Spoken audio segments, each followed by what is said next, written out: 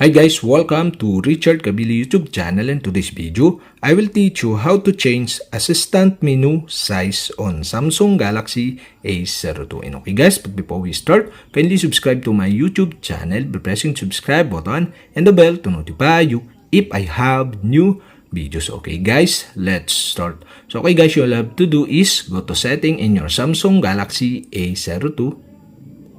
In settings, scroll down and go to accessibility.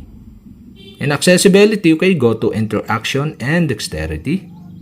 Here in interaction and dexterity, you can see the assistant menu. You'll have to do is tap this. And the first things you can do is enable the assistant menu by switching on the switch button on the right side.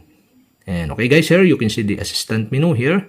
But in this tutorial, I'll show you how to change the assistant menu size on your Samsung Galaxy A02. You can see the assistant menu size here, and the assistant menu size is set into medium. Okay, to change this, you'll have to do is tap this, and the pop-up bar show, okay, you can see the option.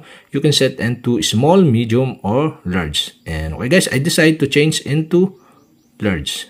And that's it, okay? We have successfully changed the assistant menu size on Samsung Galaxy A02. And okay guys, if you have a question, kindly comment below. And don't forget to hit the subscribe button and the bell to notify you if I have new videos. Okay guys, thank you for watching.